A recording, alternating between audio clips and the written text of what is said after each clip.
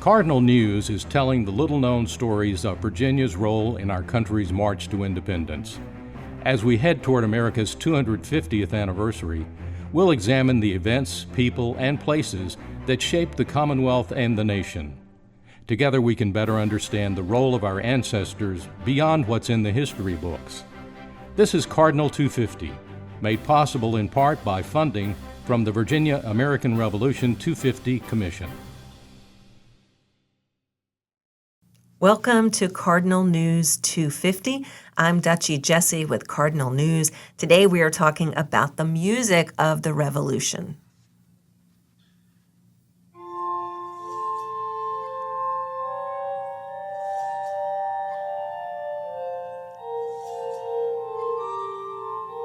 Not what you were expecting. Maybe we are used to thinking more about fife and drum or something like that, and we will get to that later. But right now I want to introduce you to our guest today, Randy Walker. He is a freelance writer and a musician. He's contributed to the Cardinal News 250 project, writing about, among other things, the music of that time. So, Randy, thank you for joining us and welcome. My pleasure. So we're going to talk about what we just heard, which is called the harmonica. We're going to talk about that here in just a little bit. But first I wanted to sort of set the scene from a music perspective. There was no recorded music at that time, right, Randy? So in many ways, the Revolutionary period was a lot closer to the Roman Empire than it is to our era, and music is one example. We are so used to being immersed in music in our modern 21st century lives from the moment we wake up. If we program our device to play a song, cell phones, TV, radio, streaming, you name it. Right. And in the era before recorded music, if you heard music, it was because somebody was playing it. You were playing it, or you were hearing somebody else play it. Yeah, so who played it? I mean, was it everywhere? I think you and I talked about families playing it as a form of entertainment, but my question would be, well, how do you access instruments? Did you have to be wealthy at that time? Tell me a little bit about it. People of all classes played instruments. The instruments that were popular in the Revolutionary times were the keyboard instruments, which were the harpsichord, and an early version of the piano, which they called the pianoforte. Right. And you had to be an aristocrat to afford one of these instruments, but the less expensive instruments, such as the flute or homemade string instruments, could be played by anybody and afforded by anybody. The violin or fiddle was popular among all social classes. So music was everywhere, just like it is today. It was in churches and in the army camps, social gatherings, dances, and it was played in the homes. In those days, families played music together as a form of entertainment and escape and relief from the farm work or whatever work they were engaged in. What were Thomas Jefferson's thoughts on the state of music, I guess, in the colonies during this time? He had some strong opinions, right? He did. He described the state of music in the colonies as being in a state of deplorable barbarism. Now, Jefferson, in this case, he was overstating the case. It really was not that bad, but I think he said that out of his passion for music. He was a real lover of music, and he was aware of what was going on in Europe. And we weren't up to the level of Europe, certainly, but there was a lot going on musically here. Yeah.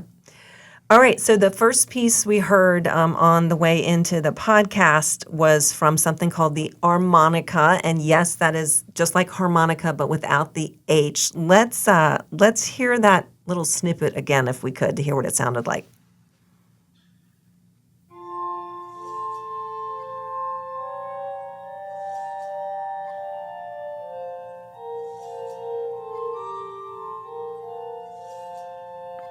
Well, it's lovely. What is it that we're listening to, Randy?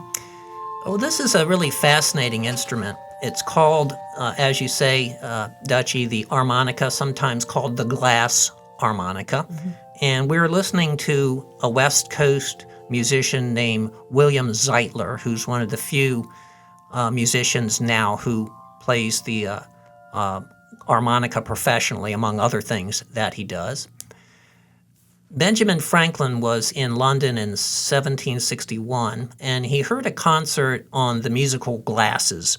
Now, if you've ever taken your finger and wet your finger and you run it around the rim of a wine glass, Right. you will get a musical tone. And if you fill the wine glass to different levels, you can change the pitch.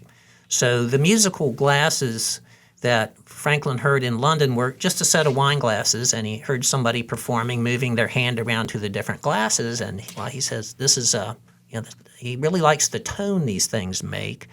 But being the imaginative guy that he was, he thought of a way to improve it. So his brain came up with the idea of having a set of bowls, glass bowls, made.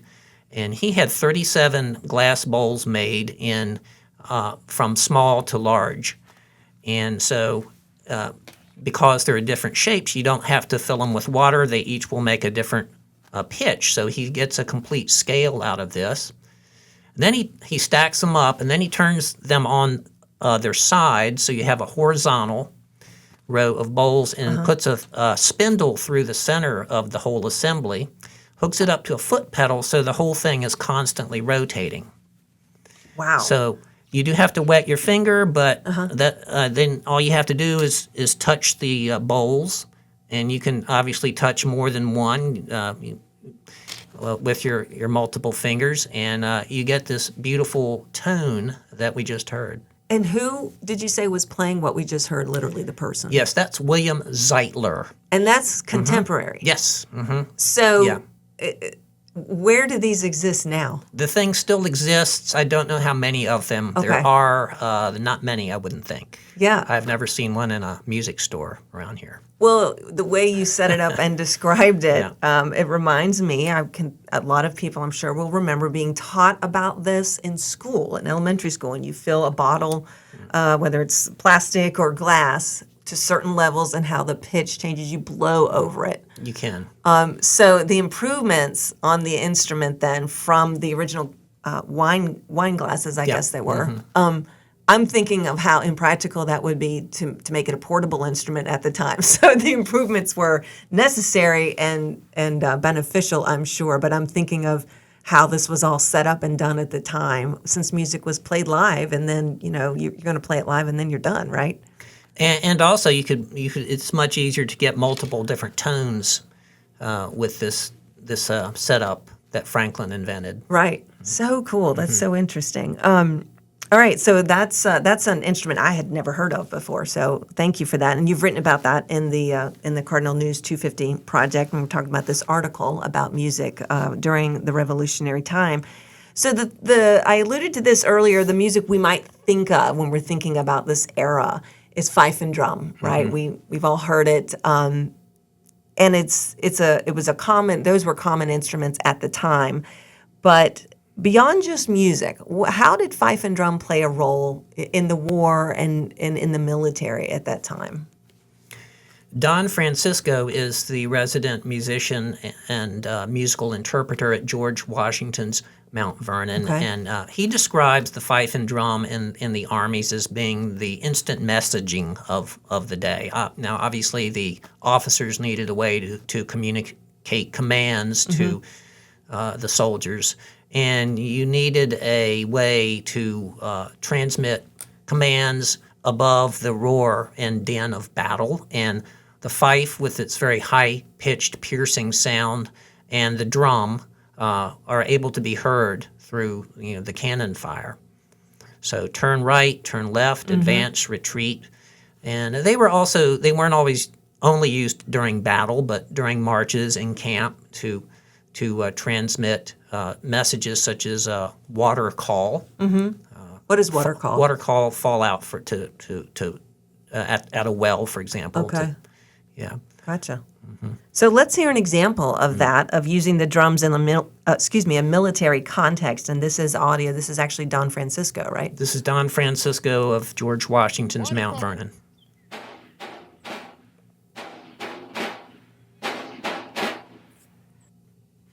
and right.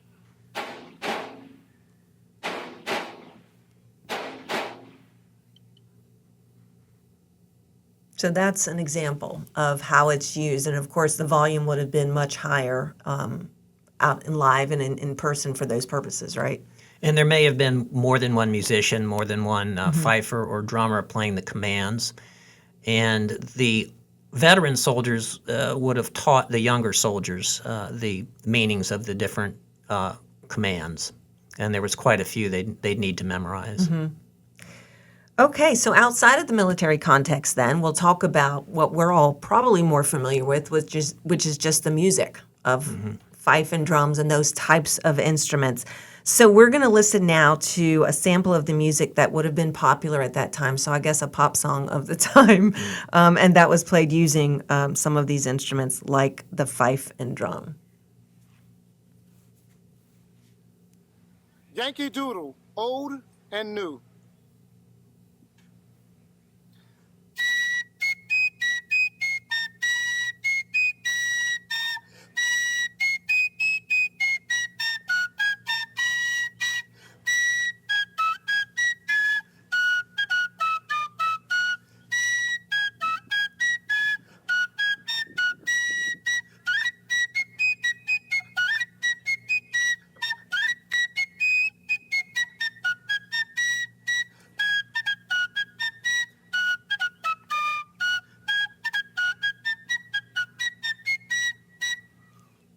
Nice.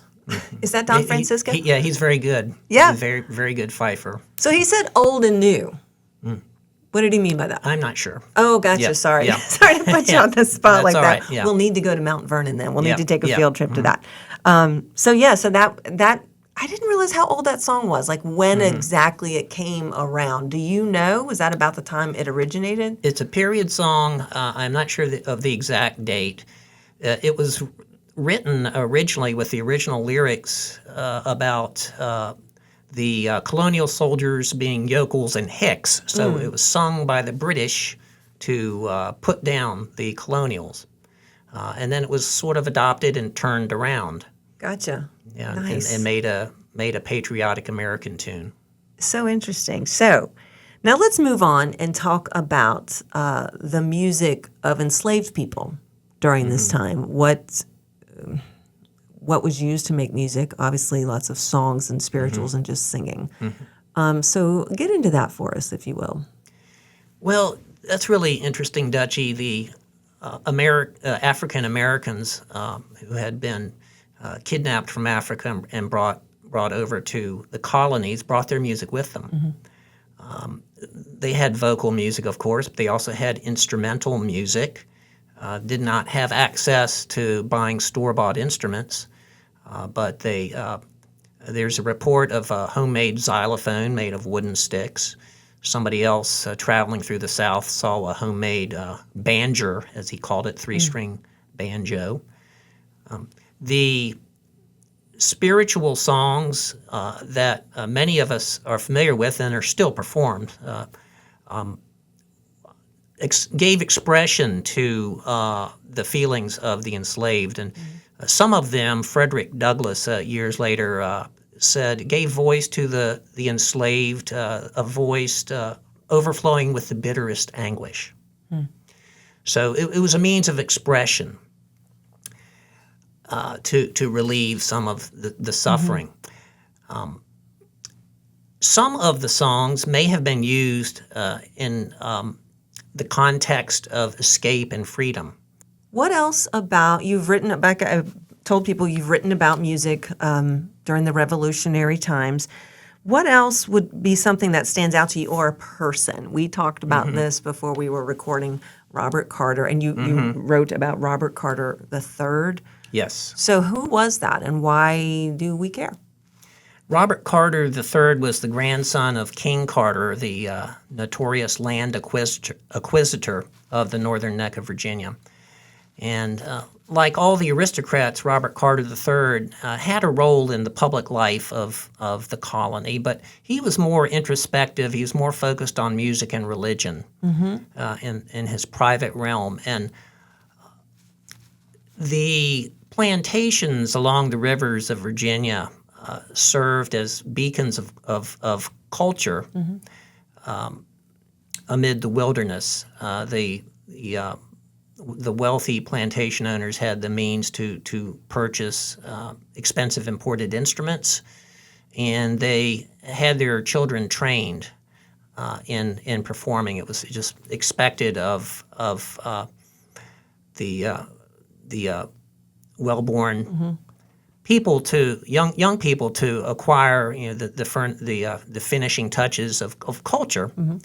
There were traveling teachers who made the rounds. A teacher made the round of the Northern Neck, went to the Lees, the Carters, the Washingtons to teach the young people the pianoforte, the violin, and singing. So Robert Carter was among that group. He may have been the most proficient and knowledgeable of these musical aristocrats. He had a large family. 12 children survived to adulthood, which is pretty remarkable for those days. Okay. And he had them all trained in music. Yeah. And he played a number of instruments. And one of the teachers who worked for his family described him as having really good taste and being very proficient, having a good ear. And among other things, other instruments he was one of the few people that had one of these glass harmonicas. I don't want to make it sound like you could you go into knock on any door and somebody's playing one of these things. Right. Interesting. Yeah. Williamsburg at the time was the center of culture in Virginia. It was the capital at that time. Talk more about that. In what way would you see that manifest? Well, among other things, you could hear an excellent organ player at Bruton Parish Church. And Peter Pelham was the organist. And then, as now, Dutchie, musicians had to wear a lot of different hats to survive, do whatever it takes. And he was a busy man. He played with the theater orchestra. He gave concert. He gave private lessons. He supervised the printing of treasury notes, so whatever it took to make a living. Yeah. At Williamsburg, you could order instruments. There were a few shops where you could also buy or order musical instruments. You could hear music at the governor's at the Capitol or the governor's palace, and the governor would hire performers to play for dances. So, and all of this is recorded in the Virginia Gazette newspaper of the time. So There were 3 Virginia Gazettes at the time. there are multiple. Yes, just to make it confusing. Well, we've Yeah. done a podcast on that Yeah. before, and Yeah. it's so interesting. Yeah. So that's a great reference to another episode of this podcast Yeah. for anyone who's interested. Right.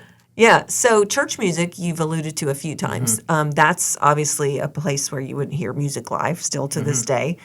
The organ is a little bit more involved instrument than a flute that you can make and pick up. So Right. who had organs at that time? Is it just churches, or where would you find them? Churches, of course, and then there were smaller home organs that some of the wealthier people had. Okay. What else of that time can you recall, if you know, if I'm not putting you on the spot too much, that we might see in a hymnal today? Is it just too many to mention? But did it have its roots right there in the colonial time, or are we talking later, earlier music that we might hear today or see it in our old hymnals, which Right. plenty of churches still use? Well, yes, exactly. Now, as you know, Dutchie, the Anglican Church was the established church in the colonial period, and by that I mean it was part of the government. It was supported by taxes. So, and the Episcopal hymnal is the one I'm familiar with, Okay. of course. So, there are plenty of hymns in our 1982 Episcopal hymnal that date back to the 1700s. Or earlier. So absolutely, if you go to a church that uses an Anglican or Episcopal church especially, you're going to hear some of the hymns that were played in those days. Do they have known authorship, or do some Yes. of them? Okay. And our main hymnal, called the Hymnal 1982, is the one that would have the Anglican hymns that some of them date back into that period. All right. Before we head out, there's another song that you wanted to give us a sample of called Chester, is that right? That's correct. And what is this? Chester by William Billings is played instrumentally a lot, but it also has words, and it became sort of the unofficial anthem of the Patriots. So I'm going to sing you the one snippet. This is the chorus of Chester by William Billings, that a song you would have heard during the Revolutionary era.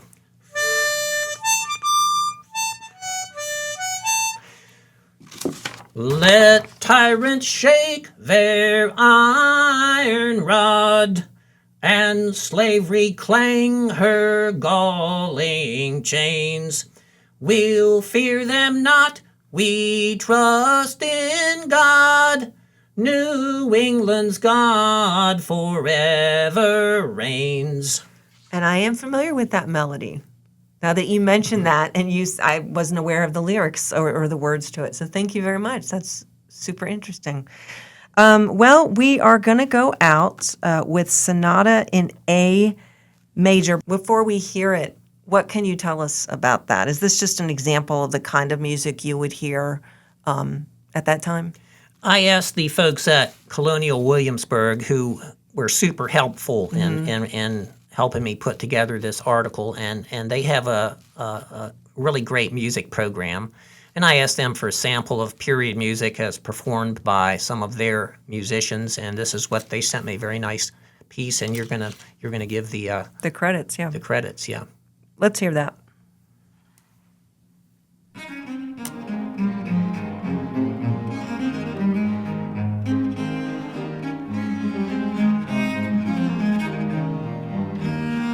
So that is Sonata in A major, K-177, third movement Allegro by Carl Friedrich Abel from Upon a Viol at Sea, featuring the Governor's Music and Wayne Moss, courtesy the Colonial Williamsburg Foundation. Thank you very much for that, and thanks for all their help. And thank you all for listening to Cardinal News 250, and to Randy Walker for his contributions to the Cardinal News 250 project online, and to this podcast for the stories, the music, the singing that you brought with us. We also appreciate our friends at Blue Ridge PBS for their help in producing this series.